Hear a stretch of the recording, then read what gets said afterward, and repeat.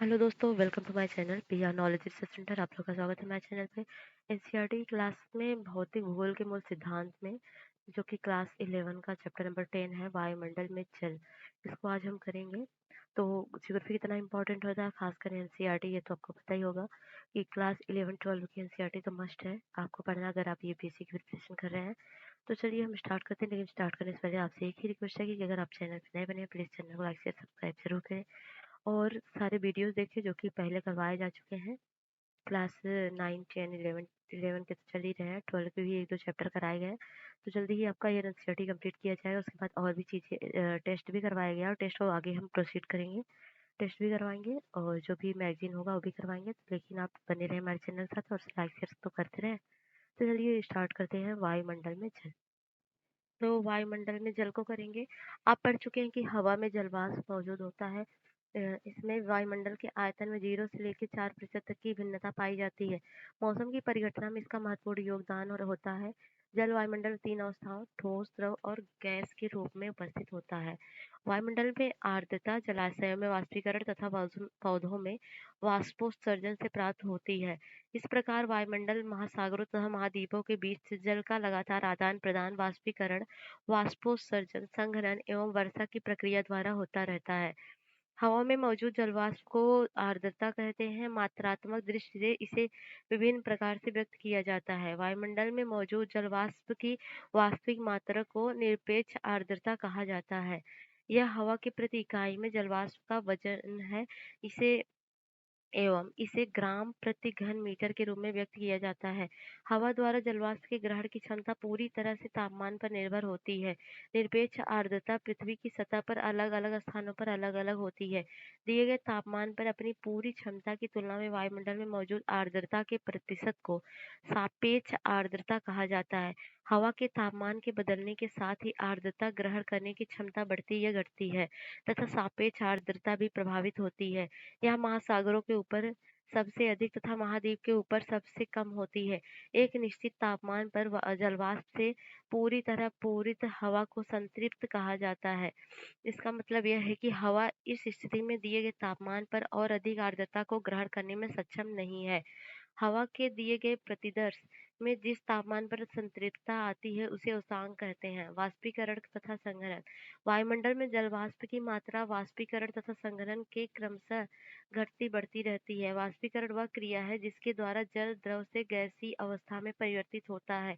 वाष्पीकरण का मुख्य कारण ताप है। जिस तापमान पर जल वाष्पीकरण होना शुरू करता है उसे वाष्पीकरण की गुप्त ऊष्मा कहा जाता है। दिए गए हवा के अंश में जल को अवशोषित करने एवं धारण करने की क्षमता तापमान में वृद्धि के साथ बढ़ती है।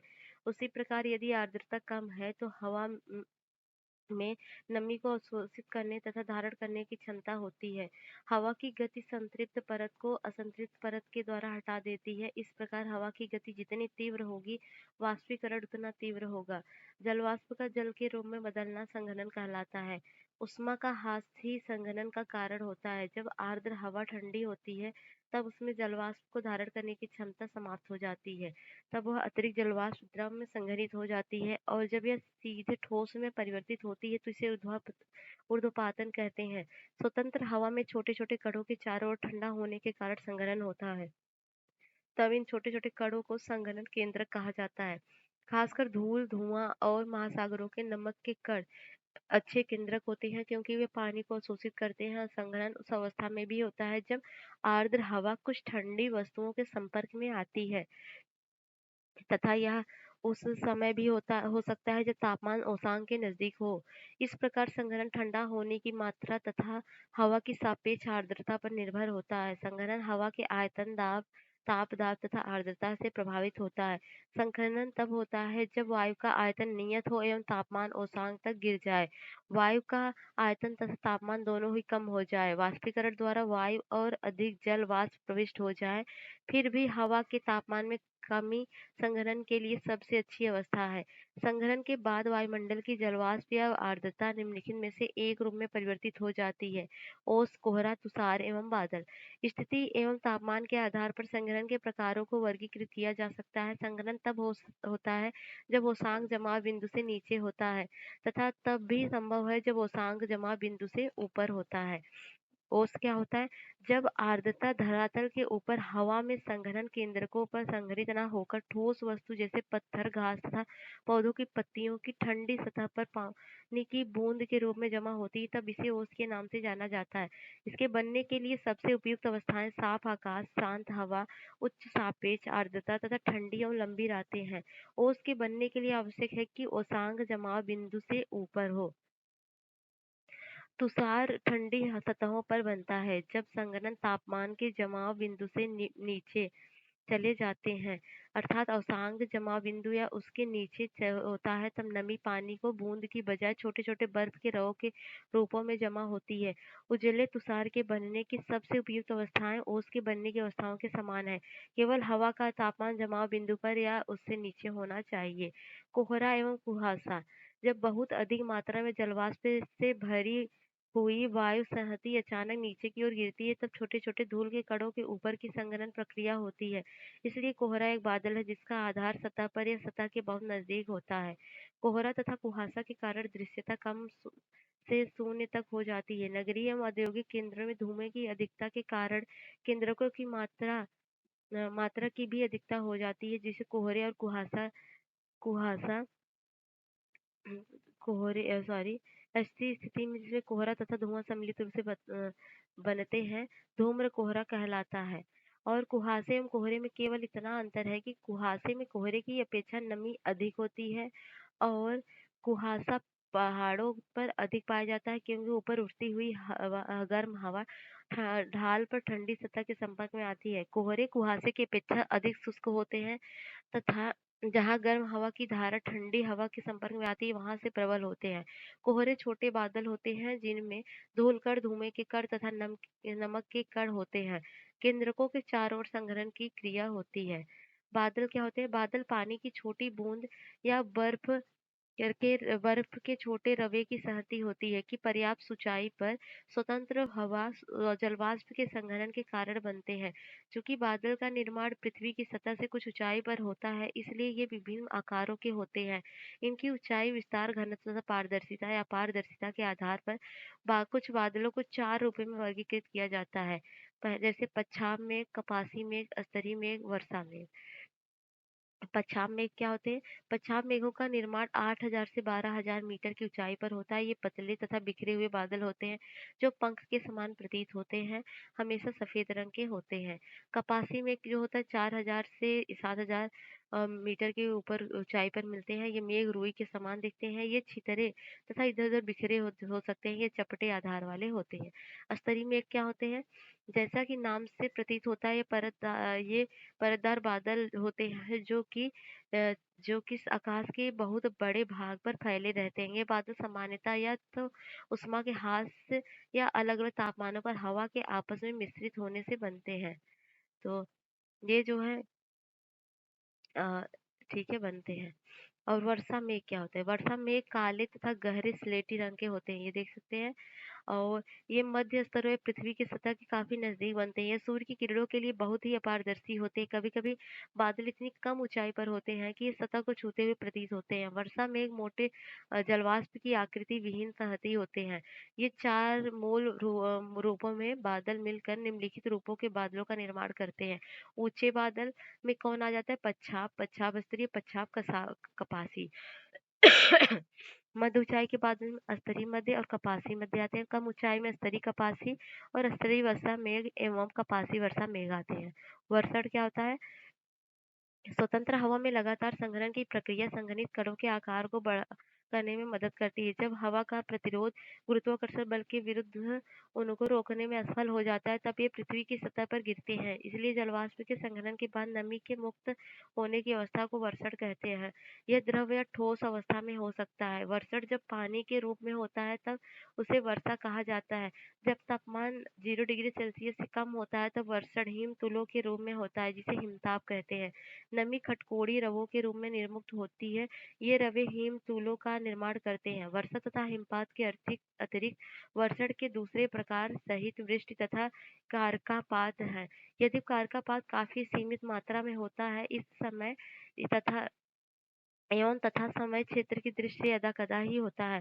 सहिम-वृष्टि जमी हुई वर्षा की बूंदें हैं या पिघली हुई बर्फ के पानी की जमी हुई बूंदें हैं। जमाव बिंदु के तापमान के साथ जब वायु की एक परत सतह के नजदीक आधे जमे हुए परत पर गिरती है तब सहिम-वृष्टि होती है। वर्षा की बूंदें जो गर्म हवा से निकलती हैं तथा नीचे की ओर ठंडी हवा मिलती है, इसके परिणामस्वरूप वो ठोस हो जाती हैं तथा सतह पर वर्षा की बूंदों से भी छोटे आकार में बर्फ के रूप में गिरती हैं। कभी-कभी वर्षा की बूंदें बादल में मुक्त होने के बाद बर्फ के छोटे गोलाकार ठोस टुकड़ों में परिवर्तित हो जाती है तथा पृथ्वी की सतह पर पहुंचती है, जिसे ओला पत्थर कहा जाता है। ये वर्षा के जल से बनती है जो ठंडी परतों से होकर गुजरती है। ये ओला पत्थर एक बर्फ की कई सेकेंडरी परतों वाले होते हैं। वर्षा के प्रकार उत्पत्ति के आधार पर वर्षा को तीन प्रमुख प्रकारों में बांटा जा सकता है: संवहनी, पर्वतीय, चक्रवाती या फ्रंटल। संवहनी वर्षा हवा गर्म हो जाने पर हल्की होकर संवहन धाराओं के रूप में ऊपर की ओर उठती है। वायुमंडल की ऊपरी परत में पहुंचने के बाद ये फैलती है तथा तापमान के कम होने से ठंडी होती है। परिणाम स्वरूप संघनन की क्रिया होती तथा कपासी मेघों का निर्माण होता है। गरज तथा बिजली कड़कड़ाने के साथ मूसलाधार वर्षा होती है, लेकिन यह बहुत लंबे समय तक नहीं रहती। इस प्रकार की वर्षा गर्मियों या दिन के गर्म समय में प्रायः होती है।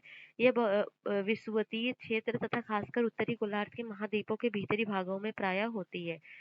पर्वतीय वर्षा क्या होती है? जब संतृप्त वायु की सहती पर्वतीय ढाल पर आती है, तब यह ऊपर उठने के लिए बाध्य हो जाती है तथा जैसे ये ऊपर उठ की ओर उठती है, ये फैलती है और तापमान गिर जाता है। आर्द्रता संघनित हो जाती है। इस प्रकार की वर्षा का मुख्य गुण है कि पवनाभिमुख ढाल पर सबसे अधिक वर्षा होती है। इस भाग में वर्षा होने के बाद ये हवाएं ढाल पर पहुंचती हैं, ये नीचे की ओर उतरती हैं और तापमान बढ़ जाता है। तब उनकी आर्द्रता धारण करने की क्षमता बढ़ जाती है एवं इस प्रकार के पवन ढाल सूखे तथा वर्षा विहीन रहते हैं। प्रतिपवन भाग में स्थित क्षेत्र जिनमें कम वर्षा होती है उसे वृष्टि छाया क्षेत्र कहा जाता है। यह पर्वतीय वर्षा या स्थलकृत वर्षा के रूप में नाम से जानी जाती है। चक्रवाती वर्षा या फ्रंटल वर्षा आप पहले ही इस पुस्तक के 10वें अध्याय में बहिरूपण बहुकटिबंधीय चक्रवातों तथा चक्रवाती वर्षा का अध्ययन कर चुके हैं। अतः चक्रवाती वर्षा समझने के लिए अध्याय 10 को देखें। संसार में वर्षा वितरण एक साल में पृथ्वी की सतह पर अलग-अलग भागों में होने वाली वर्षा की मात्रा भिन्न-भिन्न होती है तथा यह अलग-अलग मौसमों में भी होती है। सामान्य तौर पर जब हम विषुवत वृत्त से ध्रुव की तरफ जाते हैं तो वर्षा की मात्रा धीरे-धीरे घटती जाती है। विश्व के तटीय क्षेत्रों में महाद्वीपों के भीतरी भागों की अपेक्षा अधिक वर्षा होती है। विश्व के स्थलीय भागों की अपेक्षा महासागरों के ऊपर वर्षा अधिक होती है, क्योंकि वहां पानी के स्रोत की अधिकता के कारण वाष्पीकरण की क्रिया लगातार होती रहती है।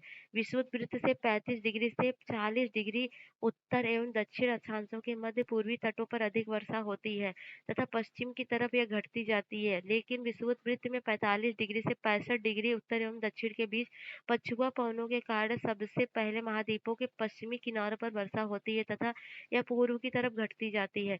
जहाँ भी पहाड़ के तट समानांतर हैं, वहाँ वर्षा की मात्रा पवनाभिमुख तटीय मैदान में अधिक होती है एवं यह प्रतिपवन दिशा की तरफ घटती जाती है। वार्षिक वर्षण की कुल मात्रा के आधार पर विश्व की मुख्य वर्षण वृत्तवृत्त को निम्नलिखित रूपों में पहचाना जाता है। विषुवतीय पट्टी शीतोष्ण प्रदेश में पश्चिमी तटीय किनारों के पास के पर्वतों के वायु की ढाल पर तथा मानसून वाले क्षेत्रों के तटीय भागों में वर्षा बहुत अधिक होती है, जो प्रतिवर्ष 200 सेमी से ऊपर होती है। और महाद्वीपों के आंतरिक भागों में प्रतिवर्ष 100 से 200 सेमी वर्षा होती है। महाद्वीपों के तटीय क्षेत्र में केंद्रीय भाग तथा शीतोष्ण क्षेत्रों के पूर्वी एवं भीतरी भागों में वर्षा की मात्रा 50 से 100 सेंटीमीटर प्रतिवर्ष तक होती है। महाद्वीप के भीतरी भाग के वृष्टि छाया क्षेत्रों में पड़ने वाले भाग तथा ऊंचे अक्षांशों वाले क्षेत्रों की प्रतिवर्ष 50 सेंटीमीटर से भी कम वर्षा होती है। वर्षा का मौसमी वितरण इसकी प्रभाविता को समझने का एक महत्वपूर्ण पहलू है। कुछ क्षेत्रों जैसे विषुवतीय पट्टी तथा ठंडे शीतोष्ण प्रदेशों में वर्षा पूरे वर्ष होती रहती है। तो ये क्वेश्चन करने का प्रयत्न करिएगा और इसको 30 शब्दों में लिखने का प्रयास करिएगा। इसको क्वेश्चन विश्व में वर्षा वितरण के प्रमुख लक्षणों की व्याख्या कीजिए। संघनन के कौन-कौन से प्रकार हैं? ओस एवं तुषार बनने की प्रक्रिया की व्याख्या करना है। कैसा लगा है बताइएगा ज़रूर और हमारे चैनल को लाइक, शेयर, सब्सक्राइब ज़रूर करिएगा। मिलते हैं नेक्स्ट वीडियो, नेक्स्ट चैप्टर के साथ। तब तक के लिए जय हिंद, जय भारत।